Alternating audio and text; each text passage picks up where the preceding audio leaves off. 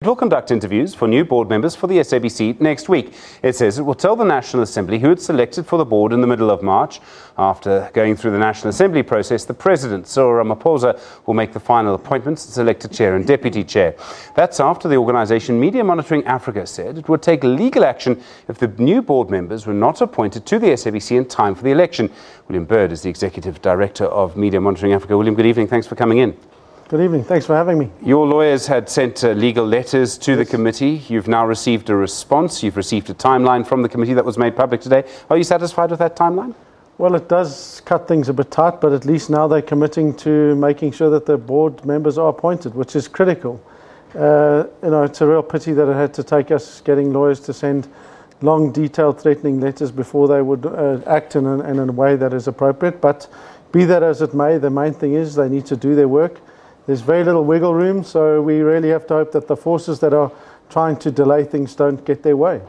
You've spoken consistently about forces trying to delay things. I mean, everyone seems to be on the record that they want the SABC to function, to be impartial, to be independent. What forces are you talking about? Yeah, and pigs might fly as well, you know. I mean, I think it's clear. They've known for over a year that they needed to make board appointments. We've been begging, letters, pleading, since July 2018, saying, please, you need to appoint, it's getting urgent, it's really urgent, it's really, really, really urgent, please, please, please. And, eventually you run out of options. So the fact that they've known about this, the fact that they've failed consistently to act and appoint people, and when we know that there's a big conflict, that there's been a big conflict with the minister, with the ANC, around the independence of this board, because bear in mind, this is the first time we've had an independent board in South Africa since our democracy. So things are, the power dynamics are shifting quite dramatically, and I think that what we're witnessing is people sorting out just where that new power dynamic lies, and there clearly are a faction within the ANC that has decided that they should push things right to the edge and not make appointments and make sure that the SABC has no financial certainty, because in as much as the board appointments are critical, we also know that at the end of March, the SABC won't be able to pay salaries. Again, a deliberately engineered crisis. Okay. You've claimed in public that if the SABC doesn't have a board, if it's not properly managed, that could actually put the outcome of the election in doubt. Just explain that. How can what's happening here at the SABC have an impact on, 20, 30 million people who vote? So for a number of reasons. One, because the role of the media in an election period is as critical, as important as the role of the IEC, for example, because of the fact that people rely on the media to get their information. The SABC is the public broadcaster, as the majority service provider, if you like, of information for the overwhelming majority of South Africans, therefore has an even more critical role to play than other media. So if that critical institution doesn't have the senior governance level, it exposes them to severe and deep and profound risk. So at the moment, the GCO is the current editor-in-chief under the editorial policies. Without a board being able to be there and make certain decisions, what happens if, ministers, other political forces approach him and start making threats and start doing things? Who does he turn to? Where does he go for that level of protection? How do we deal with budgets? There are all sorts of issues where the board is really critical to that role. Now, if it happens that you suddenly get political parties saying, oh, we know that so-and-so political party went and spoke to so-and-so, how do we then say in clear conscience, well, actually, the coverage wasn't influenced? You'll have organizations like ours saying, well, we can see from this and this and this, but it exposes the very real risk that a political party who feels disgruntled could challenge the outcome of the elections. And that would be extraordinary and also fundamentally entirely avoidable.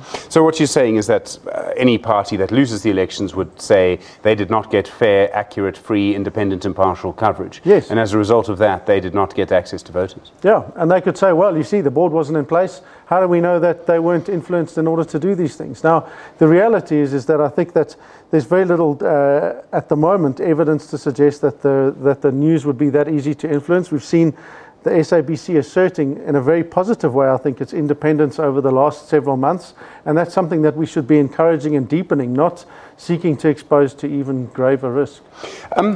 The world has sort of changed. I mean, there was a time when the SABC was literally the only media, apart from one or two stations in sort of independent, what were called homelands at the time. I mean, is the SABC still that important in an age of Twitter, social media, the way that people communicate now, the fact that there are other media outlets? I mean, is the SABC still that important? I would argue that to varying degrees it's even more important now than it has been prior to Twitter, for the simple reason that these days it's easy to manufacture any kind of evidence. At the moment, for example, we're grappling with this whole issue around Zizi Kodwa and the information that comes out there. Is it a real press release? Isn't it? Is this a real Facebook post? Has it been manufactured? We simply don't know. And because people don't know, what do? They turn to media sources that they can trust and that have credibility. That is the public broadcaster. The world over, people in times of crisis go to their public broadcaster to find out what on earth is actually going on. So with the amount of mis and disinformation that is already out there, for the SABC in this elections period now, it's even more critical that actually they're able to function properly and effectively. You're suggesting that a public broadcaster plays a role of verification during an election? Yeah, fundamentally verification, and we're seeing that they'll play a role in making sure that parties get equitable coverage, that they actually check things before they go out on air, and that if someone says the president has just done this, SABC isn't going to report on it unless they've got actual verified evidence that actually he has done that, for example. Okay, let's talk about one of the big stories you've alluded to, Zizi Kodwa, still I think an acting national spokesperson for the ANC, but head of presidency, perhaps more importantly in the ANC. So the situation developed on Saturday night, you might have seen it. Yes, there was a press conference at Luthuli House, taken live by many channels, including this one, and halfway through the press conference, a journalist asked a question no one had been expecting. Do you know that Zizi Kodwa has been accused of rape? Jesse Duarte then, I think from her answer you could infer that the answer was yes, we know that Zizi Kodwa has been accused of rape. Normally, a media organisation is not allowed to name someone in that position.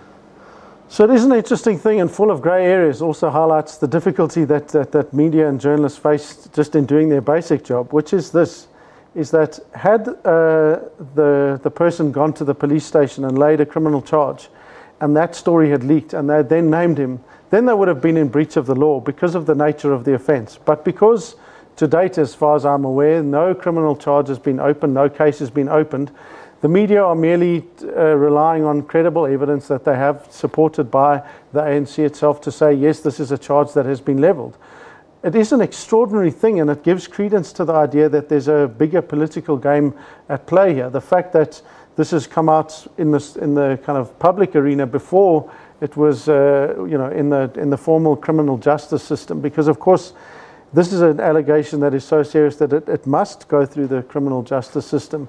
When it does, interestingly, then the media will then be in the bizarre position where they'll be told you can't name him now until he's pleaded. Of course, then they may choose to say, well, there's a legitimate public interest in naming him because we're in an election period. He's a very senior figure within the ANC and within the presidency. So there are going to be a lot of grey areas around it. I think that what we do have to be careful about and encourage media to be careful about, and I noticed it in some of the Sundays reporting this, is that some of them have referred to this as a scandal. Now, the moment you do that, of course, you take rape and you say, well, allegation of rape is not something that's necessarily as serious as more of a scandalous type of activity. And clearly, given our levels of gender-based violence, that's something that we need to avoid. There's a whole conversation to have about victim blaming as well. But just before I get to that, again, in an age of Twitter, in Britain, Europe, in parts I think of North America, you've had quite bizarre circumstances where, for example, a celebrity couple will get a super injunction that would only apply to newspapers in England, would not apply to anyone tweeting something in Scotland. Yes. They're the same country, well, for the moment. Doesn't that mean then, I mean, you would have the situation that you're talking about where, someone in this case, let's just call them ZK. ZK has been accused. We've all seen it on TV. I saw it. I was here. I watched Jesse Duarte say it. And now suddenly I'm not allowed to name him. I mean, that's lunacy, surely. Well, it is and it isn't, because bear in mind, this process is likely to take a number of months, if not years, in our criminal justice system. And there's a general precept within the law that talks about you can't assume that your reader or media consumer of today is the media consumer of tomorrow. In other words, just because other media have done it, it doesn't mean that you should then do it. So that applies obviously to the fact that if you say, well, so-and-so media has behaved unethically and named someone, that then it's okay for us to do it. No, of course not.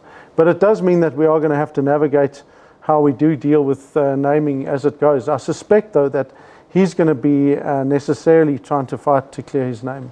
And then very quickly, I mean, later this week, the election will be proclaimed in the Government Gazette. And what that means, as I understand it, is that certain regulations then kick in around how we as the media actually cover political parties. What does that do for coverage? Does it actually change how much time everybody gets? Yes, it does. So the moment that election period is declared, special regulations come into force. So all broadcasters have to adhere to those. So people should be encouraged to watch with eagle eyes. And what that means is you're likely to get sort of elections chunks of coverage. So you'll find that this program particularly, you'll say, we're now going to cover this, and you'll talk about things that relate to the ANC, and then there'll be a section devoted to the DA, and then to the EFF, and then to some of the other parties, depending on news events of the day. And over time, they'll have to make sure that they try and afford equitable coverage, which doesn't mean equal, it means roughly fairly equal given the news issues of the day and based on a number of other factors. And still says you must use your news value guidance. Exactly. Well, that shouldn't be complicated at all. William No, not at Bird, all. thank you very much indeed. Executive Director of Media Monitoring Africa.